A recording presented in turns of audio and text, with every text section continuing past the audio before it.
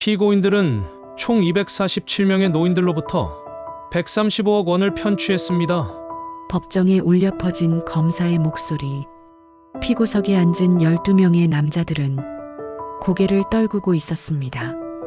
그중 한 명이 저를 노려보았죠.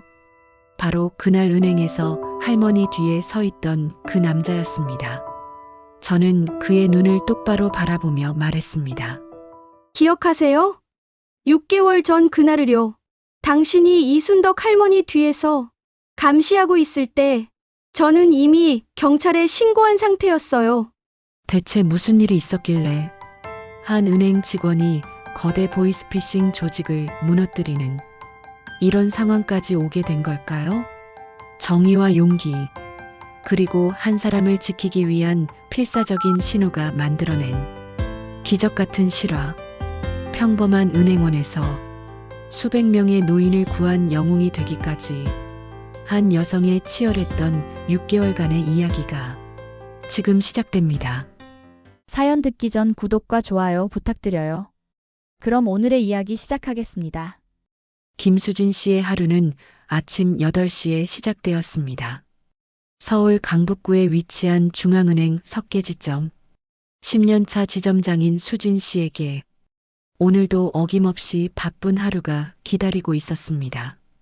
출근하자마자 쏟아지는 업무들, 대출 상담부터 민원 처리까지 수진 씨는 쉴 틈 없이 움직여야 했습니다. 하지만 요즘 그녀를 가장 괴롭히는 건 바로 보이스피싱 피해였습니다. 지난주에만 벌써 3건, 노인분들께서 수백만 원에서 수천만 원까지 보이스피싱에 당하셨습니다. 수진 씨는 그때마다 가슴이 미어지는 것 같았습니다. 너무 늦게 알아챘을 때의 그 무력감, 고객들의 울음소리가 귓가에 맴돌았죠. 지점장님, 이거 어떻게 해요? 평생 모은 돈인데요. 제발 좀 살려주세요. 하지만 이미 송금된 돈은 되찾기가 거의 불가능했습니다. 수진 씨는 직원들과 매주 회의를 했습니다. 보이스피싱을 어떻게 예방할 것인가? 여러분 고객이 큰 금액을 인출하실 때는 반드시 용도를 여쭤봐야 합니다. 특히 노인 고객분들께는 더 주의를 기울여 주세요. 직원들은 고개를 끄덕였습니다. 하지만 현실은 녹록지 않았죠.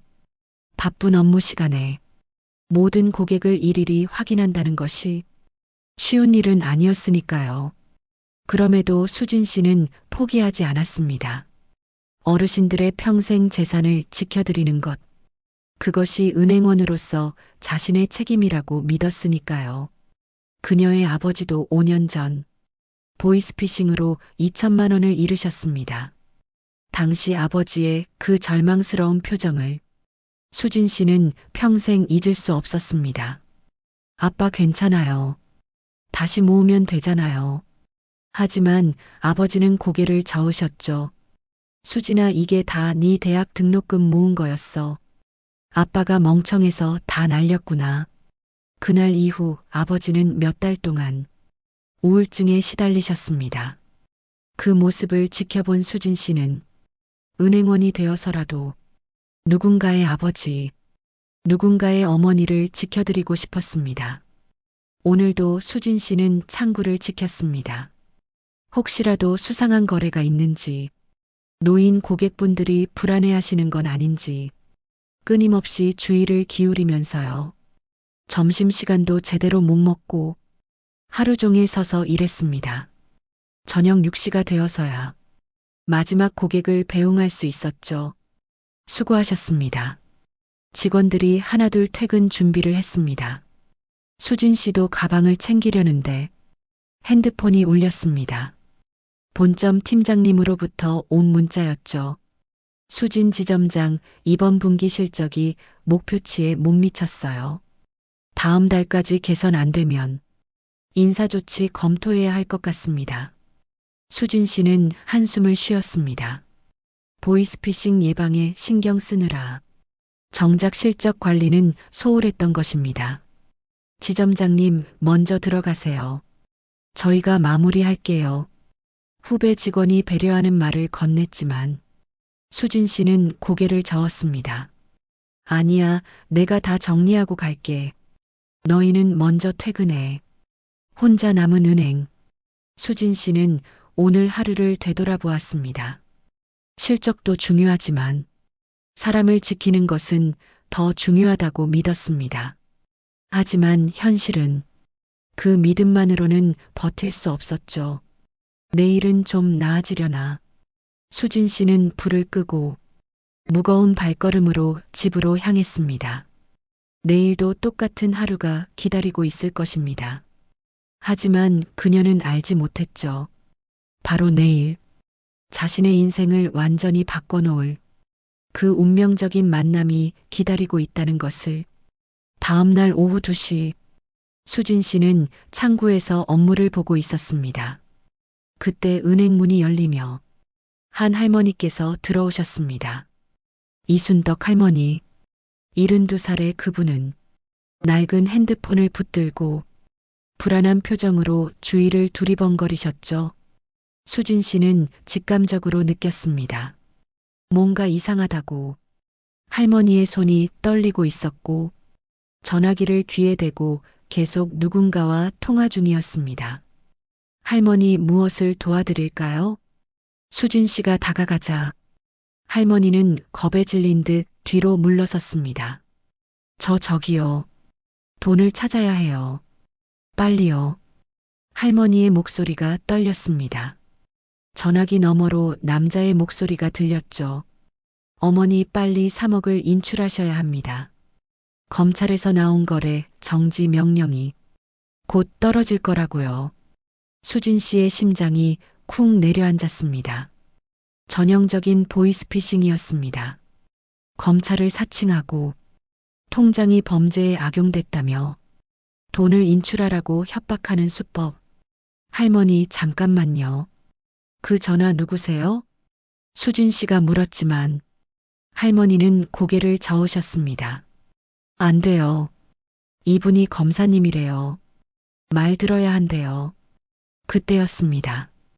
은행 문이 다시 열리며 검은 후드를 입은 남자가 들어왔습니다. 30대 초반으로 보이는 그 남자는 마스크로 얼굴을 가리고 입구 근처에서 서류를 들여다보는 척했습니다. 하지만 수진 씨는 알아챘죠. 그의 시선이 계속 할머니를 향하고 있다는 것을. 등골이 서늘해졌습니다. 저 남자가 범죄 조직의 일원이라는 확신이 들었습니다. 보이스피싱 조직은 종종 피해자를 직접 감시하기 위해 심부름꾼을 은행에 보낸다는 것을 수진 씨는 교육에서 배웠습니다. 심장이 빠르게 뛰었지만 수진 씨는 침착함을 유지했습니다. 할머니, 이리 오세요. 제자리에서 편하게 앉아서 이야기해요. 수진 씨는 할머니를 자신의 책상으로 안내했습니다.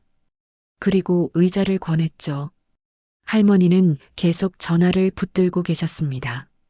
전화기 너머 목소리가 계속 지시를 내렸습니다. 어머니, 지금 은행 직원이 뭐라고 하나요? 혹시 말리려고 하면 절대 들으시면 안 됩니다. 그 사람들은 범죄 조직과 한패일 수도 있어요. 수진 씨는 분노가 치밀어 올랐습니다. 어떻게 이렇게 악랄할 수가 있을까? 은행 직원마저 범죄자로 몰아서 할머니가 아무도 믿지 못하게 만드는 수법. 할머니, 저 좀 보세요. 제가 은행 직원이에요. 여기 제 명찰 보이시죠? 김수진 지점장이라고요. 하지만 할머니는 고개를 저으셨습니다. 안 돼요, 안 돼. 검사님이 아무도 믿지 말래요. 수진 씨는 창구 쪽을 힐끔 쳐다봤습니다. 후드 남자가 여전히 그 자리에 서서 이쪽을 주시하고 있었습니다. 자칫 잘못하면 할머니가 위험해질 수도 있었습니다. 범죄 조직원들은 때로 폭력도 서슴지 않으니까요. 수진 씨는 빠르게 생각했습니다. 어떻게 하면 저 남자가 눈치채지 못하게 할머니를 설득할 수 있을까? 그때 한 가지 방법이 떠올랐습니다. 수진 씨는 메모지를 꺼냈습니다.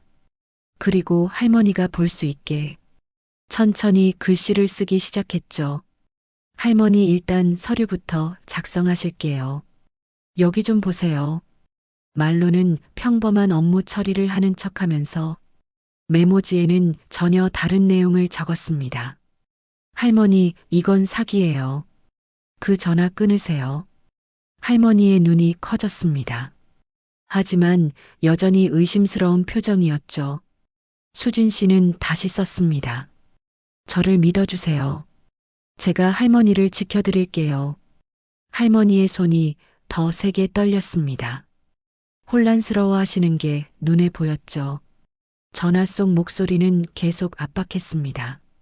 어머니, 왜 이렇게 오래 걸려요? 빨리 돈 찾으셔야 한다니까요. 10분 안에 안 찾으시면 정말 통장 다 정지됩니다. 할머니가 입술을 깨물었습니다.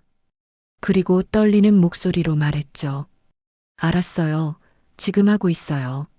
수진 씨는 또다시 메모지에 썼습니다. 할머니 뒤에 검은 옷 입은 남자 보이세요? 저 사람이 범인 일당이에요. 지금 할머니를 감시하고 있어요. 할머니가 슬쩍 뒤를 돌아봤습니다. 그리고 후드 남자와 눈이 마주쳤죠. 남자는 무표정하게 할머니를 응시했습니다. 할머니의 얼굴이 하얗게 질렸습니다. 비로소 상황을 이해하신 듯 했죠. 어머니, 왜 뒤를 봐요? 지금 누가 옆에 있어요? 전화 속 목소리가 날카로워졌습니다. 수진 씨는 재빨리 또 썼습니다. 아무렇지 않은 척 하세요. 제가 경찰 부를게요. 조금만 저를 믿어주세요. 할머니는 천천히 고개를 끄덕였습니다. 그리고 전화에 대고 말했죠. 아무것도 아니에요. 그냥 시계 보려고 그랬어요. 수진 씨는 안도의 한숨을 쉬었습니다. 할머니가 협조해 주시기로 한 것입니다. 이제 진짜 싸움이 시작되는 것이었습니다. 수진 씨는 자기 휴대폰을 꺼냈습니다. 그리고 책상 밑으로 내려 조용히 이리리에 문자를 보냈습니다. 보이스피싱 현행범 출동 요청, 중앙은행 석계 지점, 범인 은행 내부 대기 중, 노인 인질 상황. 문자를 보내고 수진 씨는 할머니를 바라봤습니다. 할머니의 눈에 눈물이 가득했습니다. 하지만 꾹 참으시며 평정을 유지하려 애쓰셨죠. 할머니, 제가 꼭 지켜드릴게요. 수진 씨가 작게 속삭였습니다. 이제 경찰이 올 때까지 저 남자를 속이며 시간을 벌어야 했습니다. 과연 이 위험천만한 상황에서 할머니를 무사히 구해낼 수 있을까요? 수진 씨의 손바닥에 땀이 맺혔습니다. 시간이 흘렀습니다. 하지만 경찰은 오지 않았습니다. 수진 씨의 심장이 두근거렸습니다. 5분, 10분, 15분. 전화 속 목소리는 점점 더 다그쳤죠. 어머니, 대체 뭐 하시는 거예요? 인출 신청서 하나 쓰는데 왜 이렇게 오래 걸려요? 할머니가 수진 씨를 바라봤습니다. 불안과 두려움으로 가득한 눈빛이었죠. 수진 씨는 메모지에 또 썼습니다. 조금만 더 기다려주세요. 경찰이 곧 올 거예요. 하지만 후드 남자가 움직이기 시작했습니다. 천천히 수진 씨의 책상 쪽으로 다가왔죠. 저기요. 후드 남자가 입을 열었습니다. 낮고 위협적인 목소리였죠. 우리 어머니 일 좀 빨리 처리해 주시면 안 될까요? 어르신이 급하시잖아요. 수진 씨의 등줄기로 식은땀이 흘렀습니다. 저 남자가 자신이 할머니의 아들인 척하고 있었습니다. 네, 죄송합니다. 곧 처리해 드릴게요. 수진 씨는 최대한 평온한 목소리로 대답했습니다. 하지만 남자는 물러서지 않았습니다. 오히려 더 가까이 다가왔죠. 뭐가 그렇게 복잡한데요? 그냥 돈 찾는 건데 신청서 하나면 되는 거 아니에요? 남자의 손이 주머니 안으로 들어갔습니다. 뭔가를 만지작거리는 것 같았죠. 수진 씨는 공포를 느꼈습니다. 혹시 흉기를 가지고 있는 건 아닐까? 죄송합니다만 고액 인출은 본인 확인 절차가 좀 복잡해서요. 조금만 기다려주세요. 수진 씨가 말했지만 남자의 눈빛이 날카로워졌습니다. 바로 그때 할머니의 전화에서 목소리가 터져 나왔습니다. 어머니, 지금 은행 직원이 일부러 시간 끌고 있는 거 아니에요? 제가 말했잖아요. 은행 직원들도 범죄 조직이랑 한패라고요. 할머니가 패닉 상태가 되었습니다. 안 돼, 안 돼. 내 돈 어떻게 해? 내 평생 모은 돈인데. 할머니가 울음을 터뜨리셨습니다. 주변 사람들의 시선이 집중되었죠. 후드 남자가 재빨리 말했습니다. 어머니 괜찮으세요? 제가 있잖아요. 그리고 수진 씨를 날카롭게 쏘아봤습니다. 지점장님, 우리 어머니 힘드시니까 빨리 처리 좀 해주시죠. 완벽한 연기였습니다. 주변 사람들 눈에는 정말로 효자가 노모를 모시고 온 것처럼 보였을 것입니다. 수진 씨는 궁지에 몰렸습니다. 이대로는 안 되겠다고 판단했죠. 그녀는 일어나서 말했습니다. 할머니 VIP실로 모시겠습니다. 거기서 편하게 처리하시죠. 수진 씨는 할머니를 일으켰습니다.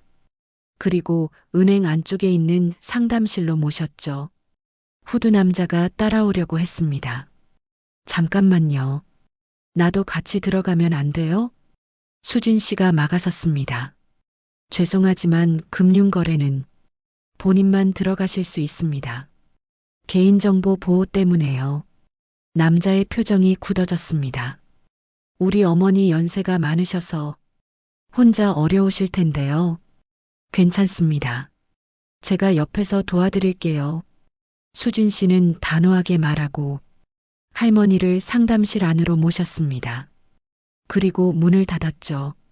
문이 닫히자마자 수진 씨는 할머니의 손을 잡았습니다.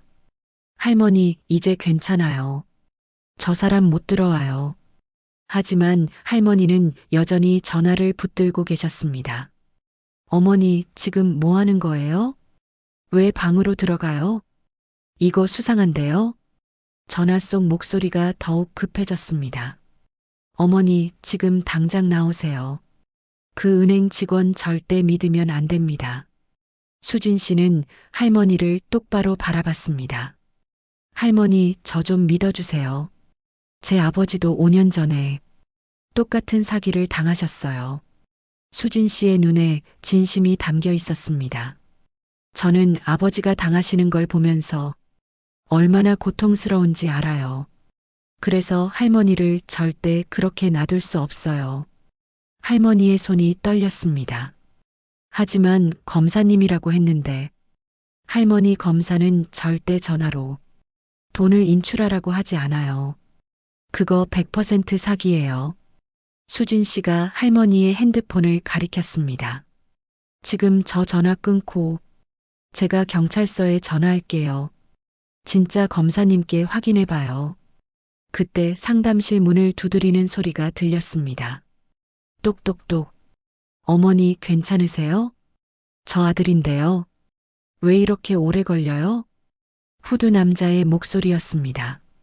점점 더 초조해지는 게 느껴졌죠. 수진 씨는 문을 향해 말했습니다. 금방 끝날 거예요. 조금만 기다려주세요. 하지만 남자는 계속 문을 두드렸습니다. 똑똑똑 똑똑똑. 더 세게 더 급하게. 할머니가 겁에 질린 표정으로 수진 씨를 봤습니다. 어떡해요? 저 사람이 화났어요. 수진 씨는 할머니를 안정시키려 했습니다. 괜찮아요, 할머니. 문 잠겼으니까 못 들어와요. 하지만 그때 쾅! 문이 거칠게 열렸습니다. 후드 남자가 들어왔습니다.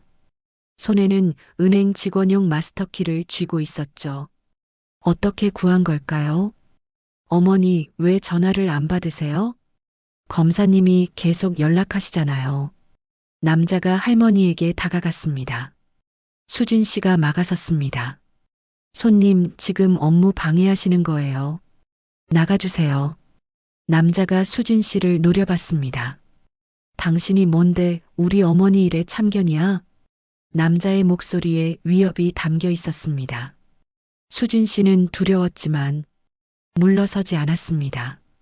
저는 이 은행의 지점장이고 고객을 보호할 의무가 있어요. 보호?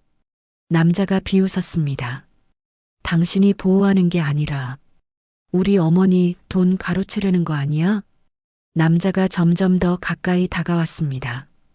수진 씨는 뒤로 물러섰죠. 등이 벽에 닿았습니다. 더 이상 물러날 곳이 없었습니다. 바로 그때였습니다. 삐용삐용삐용.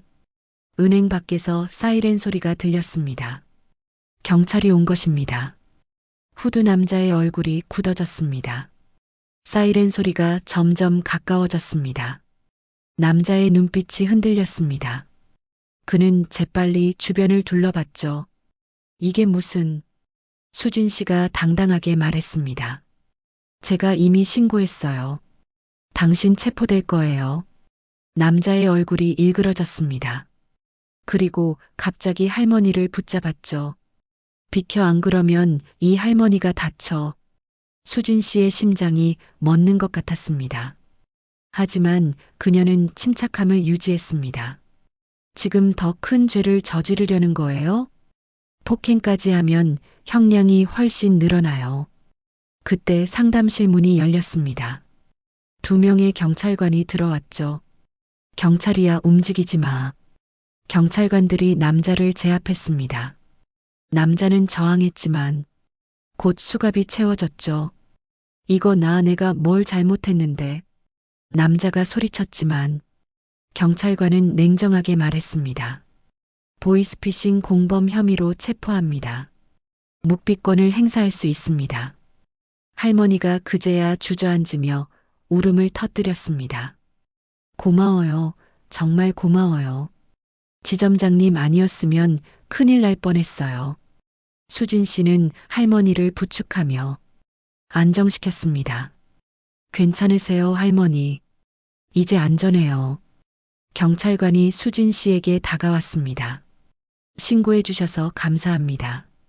덕분에 현행범을 체포했어요. 당연한 일을 했을 뿐이에요.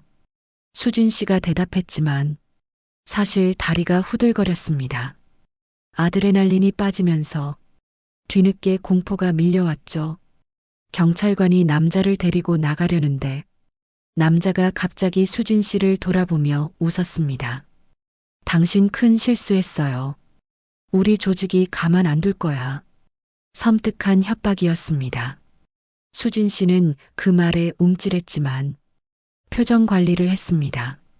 남자가 끌려나가고 은행은 다시 조용해졌습니다. 하지만 수진 씨는 알 수 있었습니다. 이게 끝이 아니라는 것을. 경찰서에서 조사를 받는 동안 수진 씨는 더 많은 사실을 알게 되었습니다. 지점장님, 이번에 잡힌 용의자는 단순 심부름꾼에 불과합니다. 담당 형사가 말했습니다. 보이스피싱 조직은 계층이 있어요. 전화를 거는 콜센터, 돈을 받는 수금책, 그리고 이 모든 걸 총괄하는 조직 보스까지 최소 수십 명이 한 팀으로 움직이죠. 수진 씨는 충격을 받았습니다. 그럼 오늘 잡힌 사람은 말단 수금책일 뿐이에요. 이 사람 잡아봐야 조직은 금방 새 사람을 투입할 거예요. 형사의 말에 수진 씨는 좌절감을 느꼈습니다. 그럼 할머니 같은 피해자들은 계속 당하시는 건가요? 안타깝지만 그렇습니다. 우리가 조직 전체를 소탕하지 않는 한 피해는 계속될 거예요. 그날 밤 수진 씨는 잠을 이룰 수 없었습니다. 남자의 그 섬뜩한 협박이 귓가에 맴돌았습니다. 우리 조직이 가만 안 둘 거야. 무서웠습니다. 하지만 동시에 분노가 치밀었죠. 이순덕 할머니의 떨리는 손, 평생 모은 돈을 지키려는 필사적인 모습, 그리고 5년 전 아버지의 절망스러운 표정까지. 수진 씨는 주먹을 쥐었습니다. 이대로는 안 돼. 그녀는 결심했습니다. 이 조직을 반드시 무너뜨리겠다고. 다음 날 아침, 수진 씨는 담당 형사에게 연락했습니다. 형사님, 제가 도울 수 있는 일이 없을까요? 이 조직을 잡고 싶어요. 형사는 잠시 침묵하다가 대답했습니다. 위험할 수 있습니다. 하지만 지점장님의 도움이 필요한 건 사실이에요. 무엇이든 하겠습니다. 수진 씨의 목소리에는 확신이 담겨 있었습니다. 좋습니다. 그럼 일단 만나서 이야기하시죠. 그날 오후, 수진 씨는 경찰서를 찾았습니다. 형사는 그녀에게 작전을 설명했습니다. 보이스피싱 조직을 잡으려면 현금 거래 시점을 포착해야 합니다. 은행이 가장 중요한 거점이죠. 제가 뭘 하면 될까요? 앞으로 수상한 고객이 오시면 바로 저희에게 연락해 주세요. 그리고 최대한 시간을 끌어주시면 우리가 현장에 가서 체포할게요. 수진 씨는 고개를 끄덕였습니다. 알겠습니다. 꼭 도와드릴게요. 하지만 형사는 걱정스러운 표정이었습니다. 지점장님, 한 가지 명심하세요. 이 조직은 생각보다 훨씬 위험합니다. 자칫하면 지점장님이 다칠 수도 있어요. 수진 씨는 잠시 망설였습니다. 하지만 곧 단호하게 말했죠. 괜찮습니다. 누군가는 해야 할 일이니까요. 형사가 수진 씨의 손을 잡았습니다. 고맙습니다. 당신 같은 분이 있어서 우리 사회가 아직 희망이 있는 것 같아요. 수진 씨는 미소 지었습니다. 하지만 그녀는 아직 몰랐습니다. 앞으로 얼마나 큰 싸움이 기다리고 있는지, 그리고 자신이 상대하는 조직이 얼마나 잔혹한지를. 다음 주부터 수진 씨의 이중 생활이 시작되었습니다. 낮에는 평범한 은행 지점장, 밤에는 경찰의 비공식 협력자. 형사는 수진 씨에게 보이스피싱 조직의 수법을 교육했습니다. 이들은 매우 치밀합니다. 피해자의 심리를 완벽하게 이용하죠. 형사가 자료를 펼쳤습니다. 먼저 공포를 조성합니다. 통장이 범죄에 연루됐다. 재산이 압류될 거다. 이런 식으로 패닉 상태로 만들어요. 수진 씨는 메모하며 들었습니다. 그 다음 격리시킵니다. 가족에게도 말하지 말라고 하고 은행 직원도 믿지 말라고 하죠. 피해자를 완전히 고립시키는 거예요. 정말 악랄하네요. 수진 씨가 분노했습니다. 마지막으로 시간을 압박합니다. 지금 당장 안 하면 큰일 난다고. 조급하게 만들어서 판단력을 흐리게 하는 거죠. 형사가 수진 씨를 바라봤습니다. 이 모든 걸 알고 계셔야 현장에서 대응할 수 있습니다. 교육을 받은 지 3일째 되는 날, 두 번째 사건이 터졌습니다. 오전 11시경 50대 남성이 은행에 들어왔습니다. 박철수 씨, 평범한 회사원이었죠. 그는 땀을 뻘뻘 흘리며 인출 신청서를 작성했습니다. 금액은 8천만 원. 수진 씨는 즉시 알아챘습니다. 보이스피싱 피해자라는 것을. 손님, 무슨 일로 이렇게 큰 금액을 인출하시는지 여쭤봐도 될까요? 수진 씨가 조심스럽게 물었습니다. 박철수 씨는 당황한 표정으로 주변을 둘러봤습니다. 그냥 개인적인 용도예요. 빨리 좀 처리해 주세요. 목소리가 떨렸습니다. 뭔가에 쫓기는 사람 같았죠. 수진 씨는 책상 밑으로 핸드폰을 꺼냈습니다. 그리고 형사에게 문자를 보냈습니다. 의심 고객 발생. 50대 남성. 8천만 원 인출 요청. 형사의 답장이 즉시 왔습니다. 10분만 시간 끌어주세요. 지금 출동합니다. 수진 씨는 박철수 씨에게 말했습니다. 손님 고액 인출은 지점장 결제가 필요합니다. 잠시만 기다려주세요. 아니, 왜 이렇게 복잡해요? 내 돈 찾는데 왜 허락을 받아야 해요? 박철수 씨가 짜증을 냈습니다. 수진 씨는 침착하게 대응했습니다. 규정이 그렇습니다. 고객님의 재산을 보호하기 위한 절차예요. 보호는 무슨, 빨리 안 주면 나 큰일 나요. 박철수 씨의 목소리가 높아졌습니다. 주변 사람들이 쳐다봤죠. 수진 씨는 박철수 씨를 VIP실로 안내했습니다. 여기서 편하게 기다리시죠.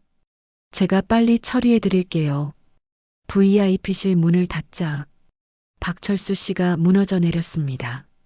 지점장님, 저 어떡해요? 검찰청에서 전화 왔는데 제 명의 통장이 마약 거래에 사용됐대요. 수진 씨의 심장이 아팠습니다. 이 사람도 피해자였습니다. 손님 진정하세요. 제 이야기 좀 들어주시겠어요? 수진 씨가 부드럽게 말했습니다. 저희 아버지도 똑같은 일을 겪으셨어요. 검찰이라는 사람한테 전화 받으시고 2천만 원을 송금하셨죠. 박철수 씨가 수진 씨를 바라봤습니다. 그래서요? 사기였어요. 검찰은 절대 전화로 돈을 요구하지 않습니다. 박철수 씨의 얼굴이 하얗게 질렸습니다. 그럼 저도, 네, 안타깝지만 손님도 보이스피싱을 당하신 겁니다. 박철수 씨가 머리를 감싸쥐었습니다. 아, 이럴 수가. 8천만 원이 전 재산인데. 그래서 제가 막은 거예요. 아직 한 푼도 송금 안 하셨잖아요. 수진 씨의 말에 박철수 씨가 울음을 터뜨렸습니다. 감사합니다. 정말 감사합니다. 지점장님 아니었으면 전 파산할 뻔했어요. 수진 씨는 박철수 씨의 손을 잡았습니다. 괜찮아요. 제가 지켜드릴게요. 바로 그때 VIP실 문이 열렸습니다. 형사가 들어왔죠. 안녕하세요. 신고받고 출동한 경찰입니다. 박철수 씨는 경찰을 보고 비로소 안도의 한숨을 쉬었습니다. 형사가 박철수 씨에게 사건 경위를 물었습니다. 어떤 번호로 연락이 왔나요? 박철수 씨가 핸드폰을 보여줬습니다. 형사가 번호를 확인하더니 표정이 굳어졌습니다. 이 번호 우리가 추적하던 조직이에요. 지점장님, 큰일 하셨습니다. 수진 씨도 놀랐습니다. 제가요? 이 조직 이미 10명 넘는 피해자를 냈어요. 오늘 지점장님이 한 명을 더 구하신 거죠. 형사가 수진 씨를 바라보며 말했습니다. 그날 저녁, 수진 씨는 집으로 돌아가는 길에 형사로부터 전화를 받았습니다. 지점장님, 혹시 내일 시간 되세요? 무슨 일이세요? 서울경찰청 금융범죄수사대에서 지점장님을 만나고 싶어 하세요. 다음 날 오후, 수진 씨는 서울경찰청을 찾았습니다. 회의실에는 5명의 형사가 있었습니다. 금융범죄수사대 팀장이 말했습니다. 김수진 지점장님, 지난 일주일간 2건의 보이스피싱을 현장에서 막아주셔서 감사합니다. 당연한 일을 했을 뿐입니다. 수진 씨가 겸손하게 대답했습니다. 팀장이 자료를 펼쳤습니다. 우리가 추적하는 조직은 일명 블랙홀이라고 불립니다. 지난 2년간 활동하면서 약 500명의 피해자로부터 200억 원 이상을 편취했어요. 수진 씨는 충격을 받았습니다. 200억이요? 네, 그중 대부분이 노인분들이었습니다. 평생 모은 노후 자금을 다 잃으신 거죠. 팀장의 목소리에 분노가 담겨 있었습니다. 우리는 이 조직을 반드시 소탕하려고 합니다. 그런데 지점장님의 도움이 꼭 필요해요. 제가 뭘 하면 될까요? 수진 씨가 물었습니다. 앞으로도 계속 협조해 주시고 혹시 기회가 되면 조직의 상부까지 추적할 수 있도록 도와주세요. 수진 씨는 고민 없이 대답했습니다. 그러겠습니다. 팀장이 진지하게 말했습니다. 한 가지 경고할 게 있습니다. 이 조직은 매우 위험해요. 이미 지점장님을 노리고 있을 수도 있습니다. 수진 씨의 등골이 서늘해졌습니다. 무슨 말씀이세요? 지난번에 체포된 수금책이 지점장님을 기억하고 있을 거예요. 조직에 보고했을 가능성이 높습니다. 수진 씨는 두려움을 느꼈습니다. 하지만 그녀는 물러서지 않았습니다. 괜찮습니다. 그래도 하겠습니다. 팀장이 고개를 끄덕였습니다. 용기 있으신 분이군요. 우리가 최선을 다해 보호하겠습니다. 그날 이후 수진 씨의 일상은 완전히 바뀌었습니다. 은행에서 일하는 동안 항상 긴장 상태를 유지해야 했고 퇴근 후에도 주변을 살폈습니다. 혹시 누가 따라오는 건 아닌지, 혹시 위협이 있는 건 아닌지. 하지만 그녀는 포기하지 않았습니다. 누군가는 이 악한 조직과 싸워야 했으니까요. 그리고 바로 그 누군가가 자신이 되기로 결심한 것입니다. 2주가 지났습니다. 그동안 수진 씨는 3건의 보이스피싱을 더 막았습니다. 총 5명의 피해자를 구한 것이었죠. 경찰은 수진 씨의 도움으로 조직원 3명을 더 체포했습니다. 하지만 보스는 여전히 잡히지 않았습니다. 그리고 어느 날 밤 수진 씨가 퇴근하고 지하 주차장으로 내려갔을 때였습니다. 뒤에서 인기척이 느껴졌습니다. 수진 씨는 돌아봤지만 아무도 없었습니다. 기분 탓인가? 그녀는 차에 시동을 걸었습니다. 그런데 와이퍼에 종이 한 장이 끼워져 있었습니다. 그만둬. 안 그러면 후회해. 빨간 펜으로 쓴 협박 편지였습니다. 수진 씨의 심장이 쿵 내려앉았습니다. 누군가 자신을 지켜보고 있었던 것입니다. 그녀는 떨리는 손으로 형사에게 전화를 걸었습니다. 형사님, 협박 편지를 받았어요. 지금 어디세요? 회사 지하 주차장이요. 절대 움직이지 마세요. 지금 갑니다. 10분 후 형사가 도착했습니다. 편지를 확인한 형사는 심각한 표정을 지었습니다. 이거 조직의 소행이 확실해요. 필적이 이전에 발견된 협박장과 일치합니다. 수진 씨는 공포를 느꼈습니다. 저 어떡하죠? 일단 집으로 안전하게 모셔드릴게요. 그리고 앞으로 경호를 붙이겠습니다. 경호요? 네, 지점장님, 안전이 최우선입니다. 그날 밤 수진 씨는 잠을 이룰 수 없었습니다. 창밖의 모든 소리가 위협처럼 들렸습니다. 다음 날 아침 출근하는 수진 씨를 사복 경찰 2명이 호위했습니다. 은행에 도착해서도 경찰은 근처에서 대기했죠. 하지만 조직의 위협은 그것으로 끝나지 않았습니다. 점심시간 수진 씨의 핸드폰에 문자가 왔습니다. 모르는 번호였습니다. 사진이 첨부되어 있었죠. 수진 씨가 사진을 열어보고 비명을 지를 뻔했습니다. 사진 속에는 그녀의 아버지가 있었습니다. 집 근처 슈퍼마켓에서 장을 보시는 모습이었죠. 문자 내용은 이랬습니다. 딸의 정의감 때문에 아버지가 다칠 수도 있어요. 현명한 선택하세요. 수진 씨는 온몸이 떨렸습니다. 그들이 아버지를 감시하고 있었던 것입니다. 수진 씨는 즉시 아버지에게 전화했습니다. 아빠 지금 어디세요? 응? 집이야 왜? 아무데도 나가지 마세요. 제가 지금 갑니다. 수진 씨는 형사에게 상황을 알렸습니다.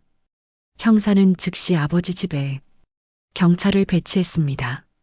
지점장님 가족들도 보호하겠습니다.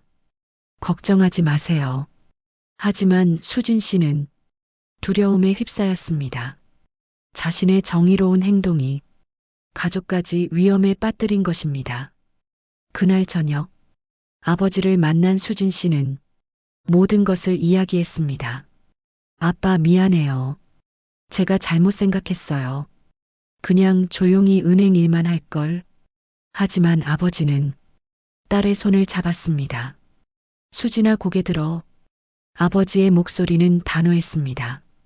아빠가 5년 전에 당했을 때 내가 얼마나 괴로워했는지 알아. 그때 넌 울면서 말했지.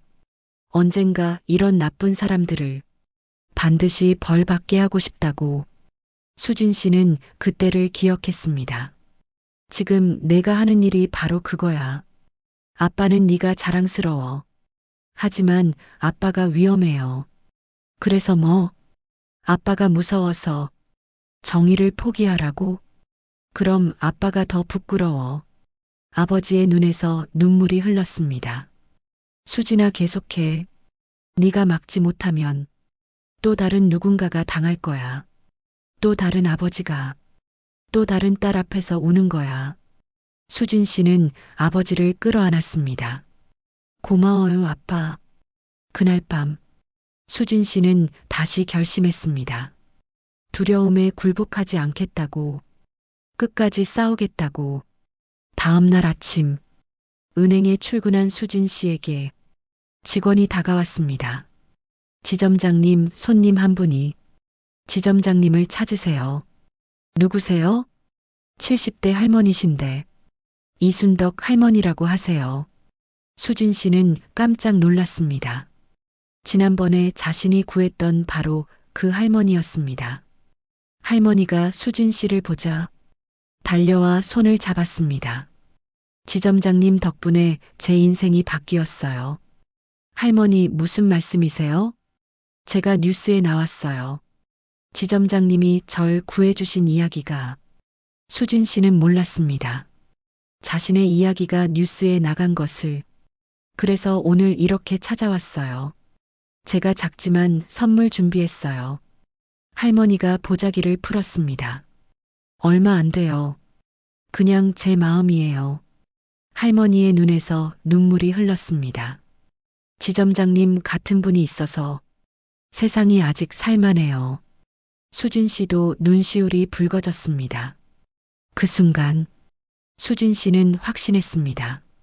자신이 하는 일이 옳다는 것을, 어떤 위협도 자신을 멈출 수 없다는 것을. 3개월이 흘렀습니다. 그동안 수진 씨는 15건의 보이스피싱을 막았습니다. 총 피해 예상 금액은 47억 원. 경찰은 수진 씨의 협조로 조직원 12명을 체포했습니다. 하지만 조직의 보스는 여전히 베일에 쌓여 있었죠. 그러던 어느 날 경찰이 결정적 단서를 찾았습니다. 체포된 조직원 중 한 명이 입을 연 것입니다. 저 사실대로 다 말하겠습니다. 대신 형량 감경 부탁드려요. 그는 조직의 구조를 낱낱이 밝혔습니다. 보스의 이름은 최태민, 45세 남성으로 중국에 거점을 두고 있었습니다. 하지만 이번 주 한국에 입국한다는 정보를 입수했습니다. 경찰은 대대적인 작전을 펼쳤습니다. 인천공항 입국장 최태민이 나타났습니다. 비즈니스 클래스 양복을 입고 여유로운 표정이었죠. 하지만 그가 입국 심사를 통과하는 순간 최태민 씨 보이스피싱 조직 운영 혐의로 긴급 체포합니다. 특수부 형사들이 달려들었습니다. 최태민은 저항했지만 순식간에 수갑이 채워졌습니다. 이게 무슨 짓이야? 내가 뭘 잘못했는데. 잠자코 계세요. 변명은 조사실에서 하시죠. 그렇게 드디어 조직의 머리가 잘렸습니다. 경찰은 동시다발적으로 나머지 조직원들도 검거했습니다. 콜센터를 운영하던 간부들, 수금책으로 활동하던 말단 조직원들까지 총 25명이 한꺼번에 체포되었습니다. 이 모든 것이 가능했던 것은 수진 씨의 용기 덕분이었습니다. 뉴스는 연일 이 사건을 보도했습니다. 거대 보이스피싱 조직 전원 검거, 한 은행원의 용기가 만든 기적. 수진 씨는 일약 영웅이 되었습니다. 하지만 그녀는 인터뷰를 사양했습니다. 저는 제 일을 했을 뿐이에요. 피고석에는 12명의 주요 조직원이 앉았습니다. 그 중에는 최태민도 있었고 지난번 수진 씨를 협박했던 남자도 있었습니다. 검사가 일어나 말했습니다. 피고인들은 지난 2년간 총 247명의 선량한 시민들로부터 135억 원을 편취했습니다. 법정이 술렁거렸습니다. 특히 피해자의 80%가 60대 이상 노인분들이었고 그중 15분은 피해로 인한 충격으로 건강이 크게 악화되셨습니다. 검사의 목소리에 분노가 담겼습니다. 한 분은 평생 모은 돈을 잃고 스스로 목숨을 끊으려 하셨고 다행히 가족이 발견해 살아나셨지만 지금도 우울증으로 고통받고 계십니다. 피고인들은 고개를 숙였습니다. 재판장님, 이 범죄를 막는데 결정적 역할을 한 증인을 신청합니다. 허가합니다. 수진 씨가 증인석에 섰습니다. 검사가 물었습니다. 증인은 어떤 계기로 이 조직과 싸우게 되셨나요? 수진 씨는 피고인들을 똑바로 바라보며 말했습니다.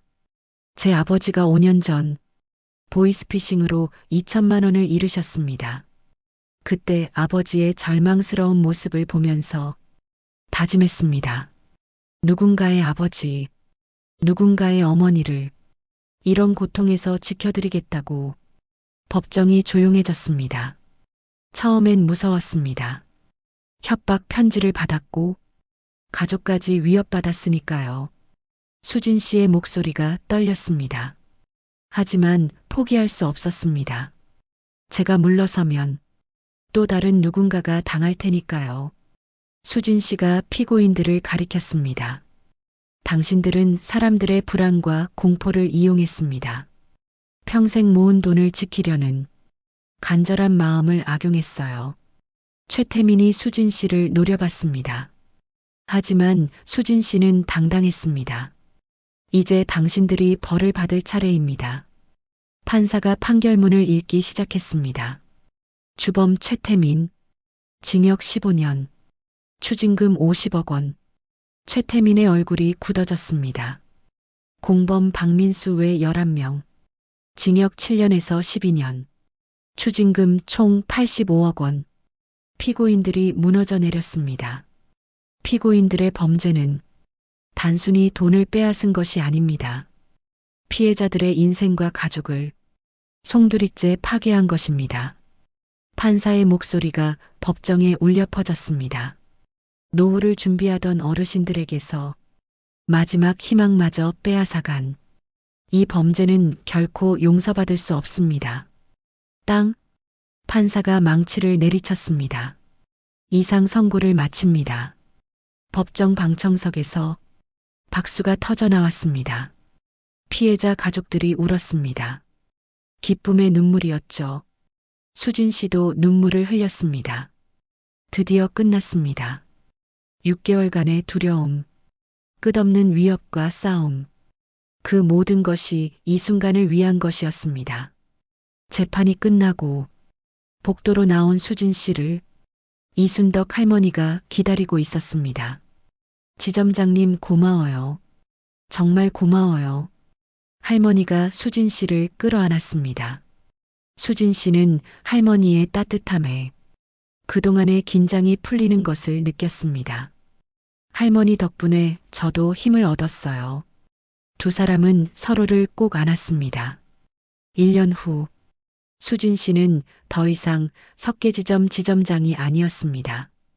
금융감독원에서 그녀를 특별 채용했습니다. 금융사기 예방 교육 전문가로 이제 그녀는 전국의 은행을 돌아다니며 직원들을 교육했습니다. 보이스피싱을 막는 것은 우리 은행원들의 책임입니다. 수진 씨가 강단에서 말했습니다. 고객이 수상한 거래를 하시려 할 때 그냥 넘어가지 마세요.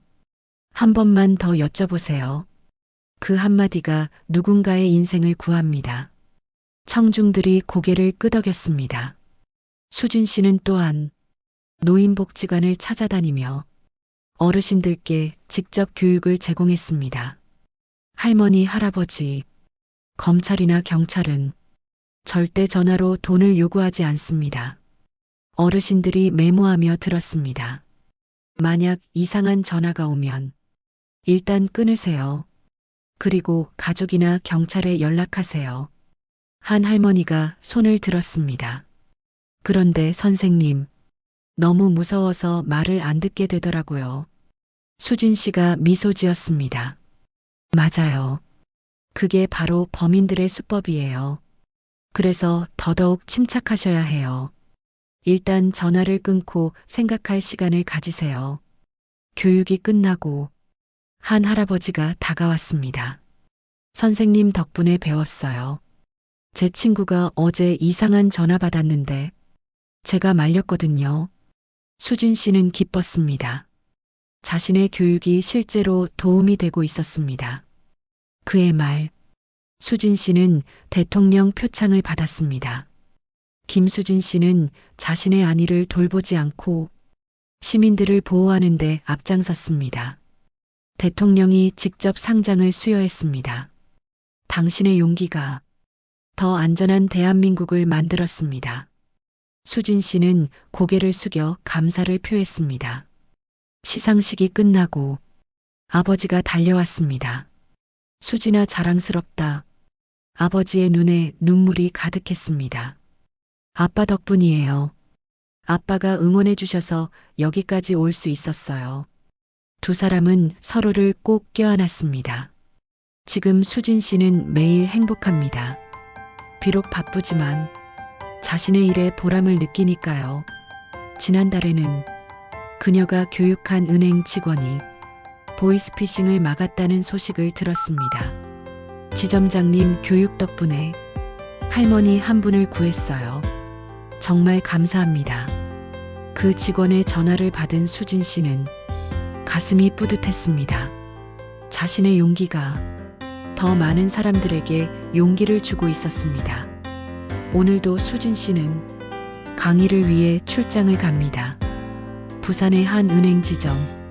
그곳에서 그녀를 기다리는 것은 배우고 싶어하는 직원들과 도움이 필요한 고객들입니다. 수진 씨는 미소 지으며 강의실로 들어갑니다. 안녕하세요. 금융사기 예방 전문가 김수진입니다. 그녀의 목소리는 당당하고 따뜻합니다. 한 사람의 용기가 세상을 바꿀 수 있다는 것을 그녀 자신이 증명했으니까요. 오늘 이야기 어떠셨나요? 한 은행원의 용기가 수백 명의 사람들을 구하고 거대한 범죄 조직을 무너뜨렸습니다. 때로는 두려움에 맞서는 것이 가장 용기 있는 선택입니다. 우리 주변에도 도움이 필요한 사람들이 많습니다. 작은 관심과 용기가 누군가의 인생을 구할 수 있습니다. 이 이야기가 마음에 닿았다면 구독과 좋아요 부탁드릴게요. 여러분의 따뜻한 댓글 하나가 모두에게 큰 힘이 됩니다. 사열라디오였습니다.